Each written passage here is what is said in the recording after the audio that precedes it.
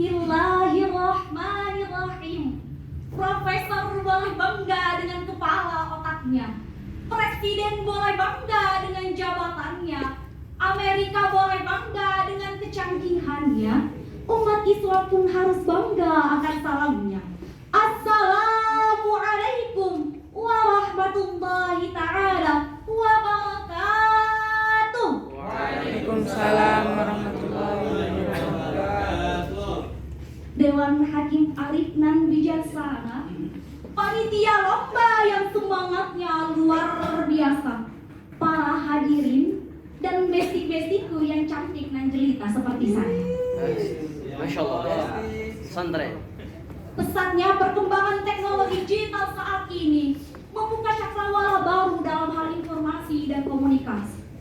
Teknologi memberikan kemudahan untuk seluruh umat agar dapat berinteraksi dan berkomunikasi tanpa dibatasi ruang dan waktu. Dilansir dari headline.co.id dari laporan We Are Social, pengguna internet di Indonesia per Januari 2022 mencapai angka 204,7 juta pengguna dari total populasi 277,7 juta penduduk Indonesia. Ini merupakan angka yang sangat fantastis, saudara. Lebih dari separuh penduduk Indonesia menggunakan internet, dari yang tua hingga yang muda, dari yang kecil hingga dewasa, dari yang perawan hingga perjaka. Semua berbondong-bondong mempelajari teknologi itu sendiri. Kalau kata lagu yang saya buat, mau makan ingatnya handphone, mau tidur juga ingatnya handphone, sampai kadang-kadang tidak bisa membedakan istri dan handphone. Betul, Bapak? Tetapi perlu disadari, saudara, bahwa dengan kemajuan teknologi yang begitu besar, pengguna digital yang begitu banyak, tentu tidak bisa terlepas dari efek negatif yang diserap. Saat ini, semua orang dapat menyebarkan informasi dan aspirasi dengan bebas. Misalnya, dalam beberapa waktu belakangan ini, kita dihebohkan dengan beberapa oknum yang tidak bisa menjaga jemari letiknya di media sosial.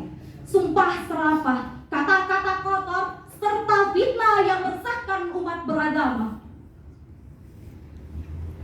Ini seharusnya menjadi tanda bahwa kemajuan teknologi digital dimanfaatkan manusia untuk saling mengenal bukan saling menghina, saling menjaga bukan mencari masalah, saling memahami perbedaan dan membuka wawasan. Jika melihat Quran surah Al-Hujurat ayat 13 yang berbicara tentang prinsip-prinsip sosial yang berbunyi, A'udzu billahi minasyaitonir rajim. Bismillahirrahmanirrahim. Ya ayyuhan nasu inna khalaqnakum min dzakarin wa untha wa ja'alnakum syu'uban wa qabaila lita'arafu inna akramakum 'indallahi atqakum innallaha 'alimun khabir. Hai manusia, sesungguhnya kami menciptakan kamu dari seorang laki-laki dan seorang perempuan, dan kami menjadikan kamu berbangsa-bangsa dan bersuku-suku supaya kamu saling mengenal. Karena sesungguhnya orang yang paling mulia di sisi Allah ialah orang yang paling bertakwa. Sesungguhnya Allah Maha mengetahui lagi Maha mengenal. Jika kita tarik dan kita tafsirkan kata lita'arafu yang berarti saling kenal mengenal, Prof. Quraisy Shihab dalam tafsirnya menjelaskan bahwasannya kata lita'arafu ini berbicara tentang prinsip dasar hubungan antar sesama manusia. Dalam tafsir lain misalnya, tafsir Al-Wasit jilid 3 halaman 490 karya Prof. Dr. Wahbah Az-Zuhaili, beliau menjelaskan bahwasannya tindakan mengolok, menghina, mencari aib orang lain merupakan tindakan yang sangat dilarang keras, haram menurut syar'i, terhina menurut akal, tradisi, dan agama. Oleh karena itu, izinkanlah saya, Nurul Faizah Salsabila, dalam kesempatan yang mulia ini untuk menyampaikan pesan dengan tajuk menjaga lisan di era digital. Saudaraku yang seiman, namun tidak untuk di pelaminan. Para ulama mengatakan